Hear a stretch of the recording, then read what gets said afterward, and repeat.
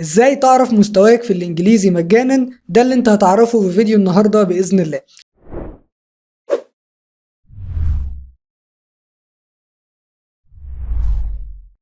اهلا بيك في فيديو جديد على قناه نادي القراءه العمليه اللي من خلالها بتعرف ازاي تتعلم وتشتغل اونلاين في اي مجال نفسك فيه.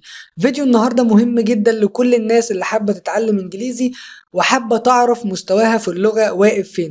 ومن الاشياء الاساسيه جدا وتعتبر الخطوة الأولى عشان تتعلم إنجليزي صح هي تحديد مستواك في الإنجليزي، يعني لازم تبقى عارف أنت واقف فين، وعلى أساسه بتبدأ تحدد المصادر اللي تناسب مستواك ده. فإن شاء الله في الفيديو ده هقولك على أكتر من اختبار تحديد مستوى تقدر تستخدمهم بشكل مجاني، وكمان مصادر للتعلم لكل المستويات عشان بعد ما تعمل الاختبار تخش على طول تاخد المصادر المناسبة لمستواك دلوقتي، فبالتالي تبدأ تتعلم بشكل فعال. الله اكبر عليك. ايه الحلاوه دي؟ ايه الحلاوه دي؟ والحقيقة ده أول سؤال بسأله لأي حد بيقول لي أنا عايز مصادر أتعلم منها إنجليزي، بقول له مستواك إيه في اللغة عشان أقدر أرشح لك مصادر تناسب مستواك ده. وللأسف ناس كتيرة جدا بتبقى مش عارفة مستواها إيه، أو بتكون فاكرة إن هي في مستوى معين وهم في مستوى تاني خالص. يعني على سبيل المثال ممكن تكون فاكر نفسك مبتدئ، ولكن لما تعمل اختبار تحديد مستوى تلاقي نفسك لا أنت تحت المتوسط بشوية، بس أنت ما تعرفش ده. فمن وجهة نظري إن الخطوة الأولى عشان تبدأ بشكل فعال انك تعرف انت واقف فين في اللغة، انت مستواك الحالي ايه، وبعد كده بتاخد المصادر اللي تناسب مستواك ده عشان تبدأ بداية صحيحة وقوية. ففيديو النهاردة بإذن الله يعتبر الخطوة الأولى عشان تبدأ تتعلم إنجليزي صح، وهي تحديد المستوى، وده اللي احنا هنعرفه بإذن الله. ولكن قبل ما نبدأ في الفيديو، لو دي أول مرة ليك هنا ما تنساش تشترك في القناة دلوقتي وتفعل الجرس عشان يجيلك كل جديد. وكالعادة طالب منك دعم بسيط جدا، تنزل تحت في الكومنتات وتكتب كلمة إنجليزي،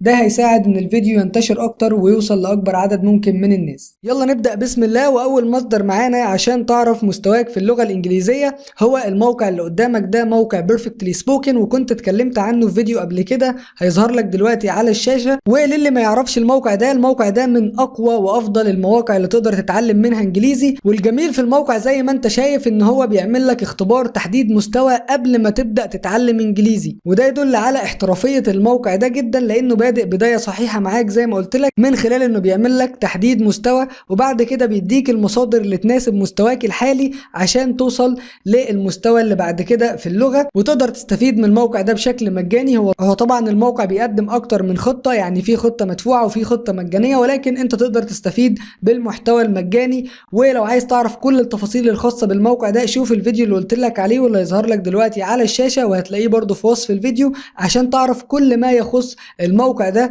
وده اول مصدر معانا عشان تحدد مستواك في اللغة الانجليزية. المصدر الثاني معانا لعمل اختبار تحديد مستوى للانجليزي هو موقع البريتش كونسل، وطبعا غني عن التعريف، والاختبار بتاعه قوي جدا جدا جدا، هيساعدك انك تعرف مستواك بالظبط في اللغة واقف فين. فبرضه هسيب لك اللينك في وصف الفيديو. وسريعا تعالى اقول لك ازاي تعمل الاختبار من خلال موقع البريتش كونسل ده. بص يا حاج، اديني بقى. راح فين انت؟ هنا زي ما انت شايف بيقول لك ان هم 25 سؤال وتقدر تجاوب عليهم خلال 10 ل 20 دقيقة، ويديك طبعا شوية تعليمات عشان تفهم الاختبار اكتر. وبعد كده على طول بتبدأ في الاختبار، اول ما تكون جاهز بتدوس ستارت، بتبدأ تجاوب واحدة واحدة على الإجابات اللي بتجيلك. طبعا بتقرأ السؤال كويس جدا، وبعد كده بتجاوب. مثلا احنا بنجاوب بشكل سريع كده كنوع من التجربة من غير ما نقرأ أي حاجة، وبعد ما بتجاوب بيبدأ يجيلك بيقول لك هل انت متأكد، فبتبدأ بقى تقول يعني مش قوي، او متأكد نص نص، او متأكد 100% حسب اقتناعك بالإجابة. بتبدأ تجاوب على السؤال ده، وبعد كده بيوديك على السؤال اللي بعده مباشرة. وطبعا بعد ما بتخلص الاختبار بيديك السكور بتاعك زي ما انت شايف. انا عملت الاختبار كده سريعا عشان اوريكم التجربة كاملة. فبيقول لك مستواك في الانجليزي ايه، وانت محتاج ايه عشان تتعلم. ولكن طبعا عشان تتعلم من خلال الموقع ده بيكون بفلوس زي ما انت شايف، فما تشيلش هم المصادر خالص. ان شاء الله في وصف الفيديو هتلاقي مصادر ايا كان مستواك هتساعدك جدا باذن الله.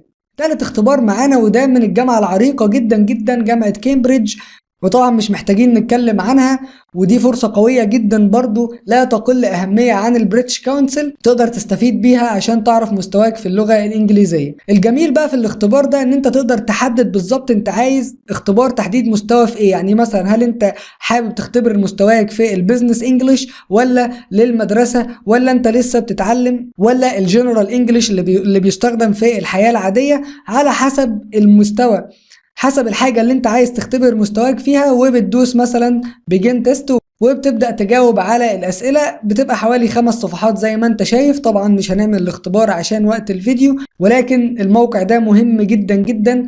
وزي ما قلت لك أجمل حاجة فيه التنوع والتخصص زي ما انت شايف لكل الفئات اللي بتتعلم إنجليزي زي ما وضحنا في الفيديو. فلو انت حابب تاخد الاختبار من موقع كامبريدج هسيب لك برضو اللينك في وصف الفيديو بإذن الله. واخر حاجة معانا في فيديو النهاردة هو اختبار تحديد مستوى كامل، ولكن موجود على جوجل درايف. والجميل في الاختبار ده ان هو مكون من 14 صفحة، فهيبقى فيه تنوع كبير جدا جدا في الاسئلة. واكيد بتسأل دلوقتي ازاي اعرف اجاباتي صحيحة ولا لا. لو هتستخدم الاختبار ده هتعمل كالآتي: هتبدأ تقرأ الأسئلة دي وتجاوب عليها في ورقة خارجية. يعني مثلا هتكتب إن السؤال الأول اخترت A أو B أو C أو D، وبعد ما تخلص كل الأسئلة المفاجأة بقى إن جايب لك الإجابات الخاصة بالاختبار ده كلها موجودة برضو، هتلاقيها في وصف الفيديو. فأنت هتبدأ بعد ما تخلص الاختبار تقارن إجاباتك بالإجابات الموجودة في الصفحة دي، وبعد كده هيكون عندك مؤشر مستواك في اللغة واقف فين. ولكن زي ما قلت لك لو عايز تعرف مستواك بالظبط واقف فين تقدر تعتمد على ال3 مصادر اللي احنا ذكرناهم في اول الفيديو. ولكن انا حبيت اذكر لكم المصدر ده عشان في ناس بتكون حابة تاخد اختبار تحديد المستوى مع الاجابات بتاعته، فكده نكون خدنا الموضوع بكل الجوانب ورضينا كل الاطراف وما سيبناش اي حاجة في الموضوع. اللي حابب يتعلم، اللي حابب ياخد اختبار من مؤسسات مشهورة ومؤسسات عالمية ومعتمدة زي كامبريدج او البريتش كونسل موجود. اللي حابب يتعلم من موقع محترم جدا في اللغة الانجليزية ويبقى معاه المصادر برضه هيلاقيها موجودة. واللي حابب يبقى معاه اختبار بالاجابات بتاعته كلها كاملة ويقارن ما بين اجاباته برضه موجود يا باشا. موجود هو بينزل دماغه. ونختم الفيديو دلوقتي بالمصادر اللي احنا قلنا عليها. بعد ما تحدد مستواك في اللغة الإنجليزية تقول لي في الكومنتات بعد ما تخلص الاختبار أنا مستواي في اللغة كذا، وتبص في وصف الفيديو على طول هتلاقي مصادر تهمك جدا جدا أيا كان مستواك. فأعتقد دلوقتي الطريق هيكون واضح ليك. عرفت إن أنا مستواي مثلا مش مبتدئ، لا أنا تحت المتوسط شوية، فبالتالي هتلاقي مصدر يفيدك، هتبدأ تتعلم المصدر ده فهيكون مناسب ليك جدا جدا. وإن شاء الله تلاقي مستواك في الإنجليزي تحسن جدا بإذن الله. اتمنى يكون الفيديو عجبكم، وما تنسوش تدعمونا بشير ولايك وتشوف فيديوهات من اللي هتظهر لك دلوقتي على الشاشة.